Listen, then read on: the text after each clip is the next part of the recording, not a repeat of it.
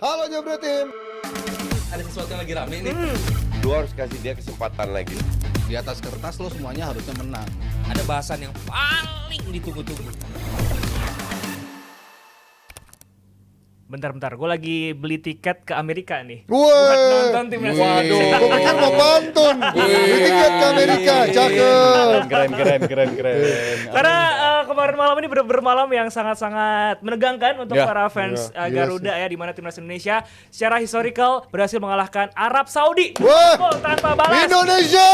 Yes. Gila. Dan itu kayak apa ya? Tension release banget di saat kita memang butuh banget setelah mungkin ada banyak drama-drama yang kita lihat di media Buat sosial. apa sih ada drama-drama? Ya itu kan Ya, terjadi, Mas. sudah digoreng sana sini, bahkan sampai ketum kita sampai kelihatan sedih banget, sampai bilang saya siap mundur dan segala macam kalau memang diinginkan gitu kan. Tapi ini kayak langsung menghapus sejenak gitu kan, selama kegundahan kita, kegelisahan kita dengan kemenangan lawan Arab Saudi yang bisa ngalahin Argentina di Piala Dunia kemarin. Balik mulu kan Argentina lagi kena. Padahal habis itu 2 kali kalah juga di Piala Kalah Dunia juga itu. ya. Tapi kita dengar, dan kemarin bintang utamanya adalah Marcelo Ferdinand yang memang di menit-menit di pertandingan sebelumnya mulai kehilangan tempat utamanya kan, masuk dari bench, kemudian sempat taruh di sayap kanan juga, nggak pernah bisa words terlalu bagus. Kemarin mendapatkan kesempatan sebagai perannya agak sedikit free roll, agak sebelah kiri, justru kadang-kadang masuk ke tengah juga. Justru ini yang menjadi jawaban, dia kayaknya bagus banget nih. Tapi ini ya, kita lihat juga kemarin ada Coach Justin ya bilang kalau dia nggak ada, lo gimana nggak ngasih tahu gua. Ini statistiknya ya. Statistik dari seorang Marcelo Ferdinand, menit bermain 78, sentuhan 36, golnya 2, tackle 4, total tembakan 6. Dan kemarin memang kayak bola-bola tuh walaupun apa kelihatannya dia dijaga 2 orang, dia tetap bisa dapat gitu. Kayak lagi bagus semuanya. Second ball-nya dia menang mulu. Nah, apakah memang peran free roll ini sebenarnya yang paling cocok buat Marcelo Ferdinand yang memang kelihatan selalu bisa lebih fleksibel bermain di tengah, Mas Aryo, dibanding dia ditaruh agak melebar sehingga terisolir lah bermainnya. Iya, pertama mungkin masuk dari skema ya. Dari skema orang ribut, skema nggak cocok, tiga back, kita butuh 4 back, kita butuh segala macam. Gue selalu bilang YSTI yang paling tahu lah kapasitas pemainnya seperti apa. Setiap pemainnya yang dipanggil dimasukin starting lineup siapa, kita ribut nggak cocok waktu lawan Cina segala macam. Kan gue selalu balik lagi ke ini tim baru, tim yang setiap bulan datang pemain baru, butuh chemistry. Ternyata chemistry itu akan terbentuk setelah 5 pertandingan awal, ya kita akhirnya memetik di pertandingan ke-6 gitu. Kan semuanya ada percobaan di pertandingan pertama, kedua, ketiga, keempat, sampai terakhir kita kalah lawan Jepang. Kekalahan lawan Jepang memberikan kita beberapa pelajaran penting, terutama dalam eksekusi. Kan gue bicara, gue nggak ngeributin skema, tapi gimana lo mengeksekusi skema itu di atas lapangan. Lo mau main 4 back, lo mau main 3 back, lo mau main 8 back, tapi skema itu di ujung lapangannya eksekusinya seperti apa. Kita nyiptain peluang kok. Dibandingkan pertandingan pertama lawan Arab, pertandingan kedua lawan Australia, lawan Bahrain ningkat jumlah kita dari possession dan juga shotsnya. Lawan Cina kita paling maksimal, walaupun ujung-ujungnya memang kita nggak menang gitu. Tapi lawan Jepang kita dapat 8 peluang loh. Kita bermain seperti itu, sedip itu masih bisa mendapatkan 8 peluang. Cuman kan eksekusi di ujungnya itu yang nggak berhasil. Sampai menunggu eksekusi itu berhasil, lo butuh 5 pertandingan untuk bisa menyempurnakan skema lo. Mereka kemarin possessionnya nggak banyak kok, tetap Arab yang megang. Tapi gimana lo bisa maksimalin sedikit peluang yang lo dapetin itu, dan itu terjadi pada laga melawan Arab Saudi. Dari poin-poin terpenting adalah ketika lo bisa manfaatin itu. Mungkin itu satu poin terpenting. Cuman kredit jelas buat semua pemain. Tadi lo bilang Marcelino pemain terbaik, betul. Tapi mungkin cherry on top atau icing on the cake lah. Kelihatannya dia yang paling menonjol karena 2 gol dia. Tapi the whole team, gue appreciate semuanya. Dari kiper, Martin Pas juga memberikan rasa aman banget. dari kemarin. 3 back, Jaises luar biasa. Rido gila, Rido, berkali-kali loh. iya, Rido. Duel menang mulu dia. Recovery-nya di semua bola coba dia kejar, semua ruang coba dia tutup. Dan yang penting ketika lawan Arab Saudi, pemilihan pemain ke Marcelino ya memang tepat. Kalau Marcelino kemarin lawan Jepang, selesai juga kita. Iya. Karena lawannya Jepang. Karena lawannya Jepang nggak akan efektif. Lo lebih bagus main melebar ketika lawan Jepang. Makanya yang dimainin kemarin Sayuri ketika permainan seperti itu. Dan Sayuri membuat chance nggak? Di awal-awal Di awal-awal membuat chance kan, karena memang dia jauh lebih cepat dari pemain-pemain Jepang. Itu yang coba maksimalin, tapi tidak tereksekusi dengan sempurna. Sementara lawan Arab, Marcelino memang cocok, makanya kenapa dia dimainkan. Walaupun di skema awal mungkin di kanan ditaruhnya, tapi bagusnya Marcelino kan memang lebih free, masuk ke dalam. Kalau dia main melebar, ya nggak efektif juga, karena kita butuh pemain yang bisa bertempur di tengah. Ada lebih banyak pemain kita sehingga nggak overload sama pemain-pemain Arab Saudi, dan semuanya tereksekut dengan sempurna. Lini belakang tampil fantastis lah menurut gua. Lini tengah menjalankan perannya dengan luar biasa. Ivar Jenner gila. Ivar. Hubner juga bantu di tengah. Tom Hai juga yang nggak harus turun naik. 60-an menit udah merah mukanya. Yoi, dia kan kayak Cinderella. Cinderella menit ke 70 harus pulang. Dia emang dia nggak bisa Selalu kuat. menit 68 dia udah gini-gini. Berarti emang segitu maksimalnya dia. Tapi kan gimana kita bisa maksimalin dia selama 70 menit itu. 60 menit itu ya. Ketika dia disimpan untuk pertandingan untuk babak kedua lawan China, Udah terlambat biasanya. lawan Australia. Oh iya, Itu kan Australia, di pertandingan kedua juga. Iya. Itu kan emang ngasih impact di pertandingan keduanya. Cuman kan kita udah kebobolan 2 gol. Lawan Australia kita lebih bisa meng-create chance tapi nggak bisa eksekusinya. Jadi ya poin-poin dari apa yang gua harapkan muncul di Arab Saudi dengan 5 pertandingan yang kita jalankan sebelumnya, akhirnya mulai terangkum tuh. Defense harus lebih rapih, jarak antar lini kita nggak boleh terlalu jauh, dan juga eksekusinya yang harus sempurna. Hang lagi ya? Oke, lanjut lagi dan kalau kita ngomongin seorang Marcelino. Marcelino gimana? Jal, lo melihat Marcelino ini kan perannya udah dicoba berbagai posisi ya, di kanan pernah, di kiri pernah, di tengah pernah, dan kemarin kayaknya peran yang paling enak dia kayak perannya nggak pernah jelas gitu, kayak ngumpet sedikit di belakang strike, terus kadang-kadang di baliknya Orat Mangun gitu.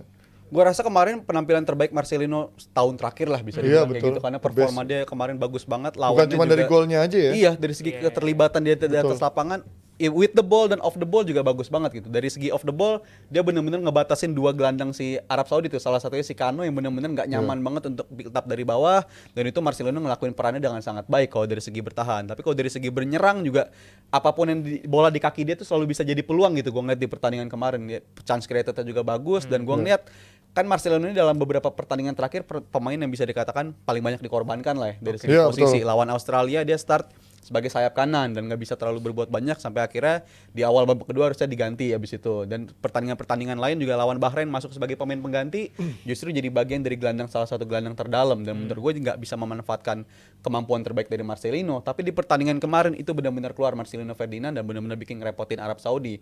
Tapi kalau untuk hal lain kenapa menurut gue Indonesia bisa nganterin 3 poin kemarin, gue ngeliat sih beberapa pemain juga kayaknya instruksi dari awal buat set the tone-nya tuh sama-sama galak gitu. Pemain-pemain kita juga beberapa kali Arab Saudi kontrol bola, kita nggak ngasih kesempatan mereka untuk balik badan, untuk nyaman-nyaman. Justru beberapa kali sama Verdong dihantam gitu, dibikin jatuh, dan it's okay. Jadi pelanggaran sih jadi pelanggaran, tapi bener-bener ritme permainan Arab Saudi itu nggak berkembang banget di babak pertama. Sampai akhirnya di babak kedua, sampai ada gol Marcelino, itu gue udah tenang tuh. Karena gue ngerasa kalau unggulnya 1-0, gue nggak yakin Indonesia bisa punya mentalitas untuk ngejaga keunggulan 1-0. Tapi pas udah 2-0, keadaan menurut gue udah ke arah kita banget. Dan yang paling gue syukurin lagi adalah untuk lolos ke Piala Dunia 2026, ini semua udah dari tangan kita sendiri lagi gitu. Karena kan sebelumnya ketika pertandingan abis lawan Jepang, rasanya kayak hilang dari tangan kita kan. Kita harus bisa berharap sama hasil tim lain, tapi berkat hasil kemarin semua dari tangan kita sendiri. Ditambah hasil tim lain juga. Hasil tim lain itu juga alhamdulillah Australia itu Bahrain. dia. Ya, Australia Bahrain benar kan. Australia Bahrain itu Seri. bikin situasi berada di tangan kita sendiri gitu. Betul.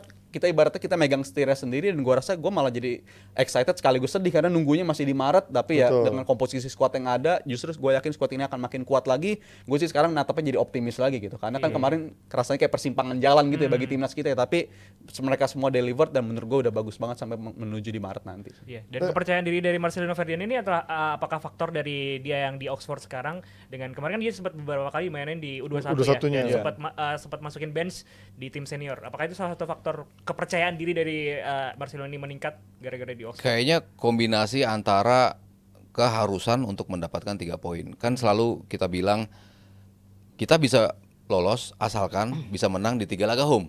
Itu yang menjadi bare minimum. Emang lo harus mendapatkan itu. Perkara lo bisa nyolong poin di Australia. Jepang ke, di Australia ke, tapi selama 3 ini nggak bisa lo menangin, ya tetap sulit menurut gua gitu kan.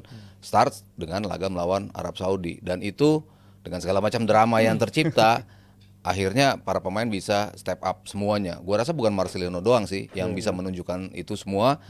Kita tahu gimana Arab Saudi luar biasanya dalam melakukan crossing, dan itu terjadi di pertandingan pertama, dan lawan Australia mereka tunjukkan kita jangan sampai Arab Saudi crossing. Makanya kan kita kalau cross pun kita punya back tinggi, Iya. kita bisa ngebuang. Tapi Arab Saudi kan bagus dalam nyambut bola-bola atas. Makanya kenapa Verdong tampil luar biasa, Sandy Walsh tampil luar biasa, dibantu Jenner sama Hubner.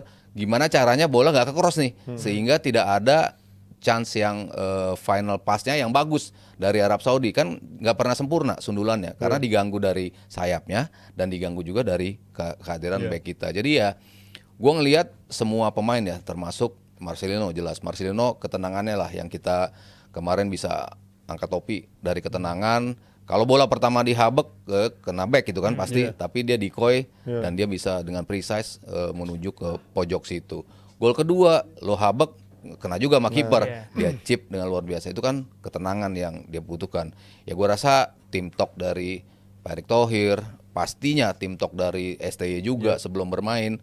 Lo nggak bisa untuk nggak menang, ini harus lo menangin 3 pertandingan, start buat Arab Saudi, nanti Bahrain dan juga China. Sehingga itu bisa membuat peluang kita paling nggak ke round 4 gitu. Kalau bisa lolos ya alhamdulillah langsung di peringkat kedua dengan hasil-hasil dari tim lain yang belakangan ini kok ikut membantu kita untuk berada di posisi yang within reaching distance gitu. Ya gue berharap apa yang ditunjukin di Arab Saudi itu menjadi tadi Rizal bilang ya benchmarknya seperti ini. Lo harus main dalam melawan setiap tim ya seperti ini. Defense lo rapi, jarak antar pemain lo terjaga, clinical chance-nya harus lo manfaatin. Karena kan defense kita rapi di Arab, lawan Australia rapi, tapi kita nggak clinical. Jarak antar lini lo begitu lebar, terekspos sama Jepang. Tapi ketika lo bisa semuanya itu jadi satu, dan itu menjadi yang harus menjadi benchmark di sisa pertandingan kita, ya gue cukup optimistis sih kita bisa sampai ke round 4 at least. Bus. Kalau di depan ada Marcelo Ferdinand kemarin klinik dalam cetak gol, tadi juga saya sebut kali-kali oleh Mas Aryo bagaimana Calvin Verdong, Dani Carvajal Indonesia versi kaki kiri dan di versi bek kiri kemarin juga tampil luar biasa di posisi aslinya dia. Ini pemain juga kerap berkorban ya, main jadi bek tengah kiri juga berapa kali, 2 kali nggak salah, dan juga kemarin akhirnya kembali menjadi wing back kiri dan kemarin juga nggak terlalu bertahan gitu kan, dia bisa memberikan tusukan-tusukan. Hampir ngegolin lagi. Hampir golin juga. Gimana dalam perannya Calvin Verdong yang sebenarnya dia jarang benar-benar diekspos sebagai orang yang menjadi ikonik, kuat banget, clean sheet dan lain-lain. Tapi dia justru sebenarnya punya peran penting yang selama ini konsisten banget secara rating. Gue lihat dari 5 pertandingan dia yang paling konsisten, satu yang paling konsisten menurut gue. Iya, dari segi konsisten emang selalu bisa ditawarkan ya. Bahkan dari sebelum ronde 3 kayak gue ngeliat dia pertandingan lawan Filipina yang menentukan kita bisa keantar di ronde ini, itu peran dia bagus banget walaupun mainnya satu babak waktu itu, babak kedua udah capek. Tapi gue ngeliat ini pemain yang bisa sangat-sangat, walaupun dia datang sebagai bek kiri, tapi gue justru excited dari awalnya bukan dari segi dia bek kiri bisa bertahan, tapi dari segi dia bantu ofensifnya dan itu yang bisa ditawarkan oleh Verdong dan itu bagus banget. Dan bahkan gol kedua itu berawal bukan dia di posisi bek kiri gitu. Dia justru dari kanan sisir di situ, itu kan menunjukkan determinasi pemain ini tuh luar biasa gitu. Dia mau untuk ngelakuin, bahkan ada satu momen dia heroik banget, udah pincang-pincang tapi tetap lari bantu sampai ke belakang. Tuh menurut gue salah satu detail juga yang menunjukkan ini pemain emang dari segi mentalitas udah luar biasa banget. Dan dari segi bertahan ya dia bisa ngebatasin, bahkan Arab Saudi sampai gonta-ganti wingernya beberapa kali ya. Sana saking nggak bisa nembus dari sisinya Verdong ini. Jadi gue ngeliat salah satu performa yang heroik juga dari Calvin Verdong, dan gue harap untuk seterusnya mulai dari pertandingan Arab dia jangan lagi jadi bagian dari 3 di belakang lah. Walaupun si Justin Hubner harus dia harus absen di pertandingan selanjutnya, tapi itu nggak harus yang digantiin itu jadi Verdong gitu. Karena gue mau untuk melihat Verdong ini ada di posisi 3-4-3 yang dia posisi 4 di kiri paling kiri ini, karena itu menjadi ngeluarin kemampuan terbaik dia sih jadi Calvin Verdong ini, dan jauh lebih berasa sisi serangan kita kalau ada dia di sisi itu menurut gue. Iya, dan kalau kita lihat kan ini juga faktor kedalaman squad kita di lini belakang ya, dimana kemarin Douglas gak ada, terus Kevin Dix gak ada, tapi kita masih punya banyak pemain-pemain di lini belakang. Bahkan kemarin besok kalau Justin Hubner kartu merah pun juga kita masih punya banyak opsi gitu di lini belakang ya Mas ya. Iya, itulah kita jadi berpikir kenapa STY kok nambah pemain back melulu sih? Karena kan dia mau start semuanya dari defense. Ketika lo defense lo bagus, ya kalau lo bisa mencetak gol cuma 1, tapi lu nggak kebobolan, ya lu menang kan? Nggak. Kebalikan teorinya Coach Jasin nih. Iyalah. Masa cetak 4 gol kita harus cetak 5 gol. Ya mendingan kita nggak kebobolan lah, cuma cetak 1 gol gitu kan. Dan cetak 1 gol kemungkinannya lebih besar dibandingkan kita mencetak banyak gol. Itu yang lebih realistis menurut gua gitu. Dan everything starts from defense. Dan hilangnya pemain kan sekarang kita nggak jadi pusing kan. Iya. Dulu di era kita Elkan nggak ada, Jordi Amat nggak ada, kayaknya pusing banget. Aduh siapa nih yang gantiin, siapa yang gantiin. Sekarang Jordi Amat nggak main, nggak masalah. Elkan nggak dipanggil, nothing's wrong gitu. Lalu si Reinders nggak dimainin. Iza sih yang untung belum pernah absen ya. Untungnya Kayaknya masih agak ngeri kalau dia nggak ada sih kayaknya. Capitano. El Capitano. Jadi nanti di tengah si ini dong, si Kevin Dix kan Dix masih juga. ada. Kita masih ada Hilhurst, masih ada Kevin Dix. Ada pemain-pemain yang bisa, gue rasa secara otomatis bisa langsung masuk di situ. Ketika nggak ada Hubner, ya gue rasa Rizky Ridho yang akan digeser ke kiri. Sementara di kanannya ya bisa Hilhurst, bisa Kevin Dix. Kita banyak opsi lah untuk bisa mengisi itu. Yang nggak ada Ragnar juga, ya siapa tahu nanti Ole sudah datang, ya bisa juga untuk menggantikan posisi dia. Jadi ya semakin banyak pemain dan progressionnya kan dari lini belakang dulu, tengah dan sekarang depan nih yang menjadi reparasi terakhir lah untuk bisa menyempurnakan tim kita. Kalau di depan kan kita selalu yang diganti kan cuma paling kanan atas kan. Betul. Sementara dua kiri udah otomatis buat Tapi strike. gue kemarin ngeliat tuh ada opsi terakhir kan Glenn Ferdinand sempat agak maju ke depan kan ketika Patinama masuk kan. Terus sebenarnya bisa jadi opsi nggak sih ketika kita lagi butuh serangan tambahan ya Verdongnya dimajuin kirinya Patinama Bisa. dibanding kita suka maksain Arhan juga kan kadang-kadang di sana. Tapi Arhan sebetulnya ketika Karena ditaruh pindah di ke kanan kiri juga ya. lumayan Waktu lawan itu ya, Australia. Australia ya. Australia kan kita dapat Bagus, banyak ya. beberapa peluang lah ketika Arhan ada di posisi itu. Ketika lawan Jepang dapat satu shot loh, walaupun back pass ke kiper ya, bukan sebuah tembakan gitu, terlalu pelan lah untuk level Asia lo nendang seperti itu gitu. Tapi kan ternyata dia bisa, bukan hanya sebagai winger yang bertahan dan kita ngelihat atribut dia yang bagus loh dalam offense sebelum ini ya. Kita selalu bicara ini pemain nyisir lapangannya bagus, crossingnya juga bagus. Sebetulnya dia bisa memainkan di posisi-posisi wing kiri ya. posisi-posisi wing Verdong pun kiri. sebenarnya menurut gue bisa sih, tapi emang Verdong kayaknya bisa. stabilan di belakangnya mungkin tetap butuh Verdong ya. Karena Verdong sisi masih tetap posisi defense 3. sama nyerangnya sama-sama kuat. Iya, wingback lah kalau dia. Tapi Dan kalau yang penting ini- paru-paru dia 12. dia kuat banget bolak-balik kayaknya Kecuali nggak ada kalau pas capeknya. sudah pincang aja itu udah gak kuat itu kelihatan sakit-sakit. cover areanya terlalu luas. Tapi kalau balik ke Arhan, gue masih ngeliat posisi kayaknya di masa depan dia bukan sebagai back kiri mas, tapi sebagai sayap kiri ya ala-ala Gareth Bale lah kalau Gareth di luar Bale. negeri. Tapi gue ngeliat dia posisinya kayaknya di masa depan ngeliat komposisi squad timnas sekarang back kiri udah terlalu numpuk. Kamu paranormal Rizal. Di masa depan kayaknya dia punya potensi main agak ke winger gitu karena di beberapa pemain kita yang main di abroad juga kayak salah satunya Asnawi ya. Asnawi juga bukan sebagai bek kanan lagi kalau di klubnya main, dia main sebagai agak winger, maju. lebih maju. Jadi gue ngeliat mungkin Arhan layak untuk dicoba di situ. Dan juga kalau untuk komposisi lini belakang kemarin kenapa kita main menurut gue sangat nyaman ya karena ini chemistry yang udah kita kebangun nih udah saling kenal gitu dibandingkan sebelum-sebelumnya ketika ada Hilhurst dan ada Kevin Dix. Walaupun impact Kevin Dix gue akuin luar biasa banget, tapi kalau kita ingat lagi ini adalah backline yang nganterin kita nyuri poin dari Arab Saudi dan juga nyuri poin dari Australia 1 poin di awal gitu. Dan ini backline udah sangat familiar satu sama lain dan gue nggak mengherankan kemarin tampilnya begitu kolektif. Komposisi mainnya terbaik juga sih lebih sejauh ini bagus. emang ini ya, 5 back Iya, ini ya. komposisi ini walaupun gue jadi lebih optimis lagi karena kan waktunya di Maret tuh cukup panjang lah dan pemain-pemain macam Hilhurst ini punya Kembali. kualitas bagus, tapi balik lagi chemistry-nya rasanya Chemistry. belum dapet. Dan dengan gap waktu yang panjang ini gue rasa justru momentum yang sempurna banget untuk bisa ngebentuk chemistry ya bisa lah dicoba JFF. friendly Oh, harus nggak ya? nggak diizinin Beda sama soalnya sama klubnya. jeda FIFA beda. Nggak diizinin sama klubnya kalau itu Bener. Yang diizinin cuma Jordi Amat terus sama beberapa orang lagi nih. Oke udah. Iya kan? Iya. bisa. Dan ini kita masih belum bahas ngomongin soal timnas Indonesia, kita bakal lanjut lagi nih Jebret Tim ya. Jadi jangan kemana-mana, kita akan kembali sesaat lagi. Halo Jabret Tim. Ada sesuatu yang lagi rame nih. Lu harus kasih dia kesempatan lagi. Di atas kertas lo semuanya harusnya menang. Ada bahasan yang paling ditunggu-tunggu.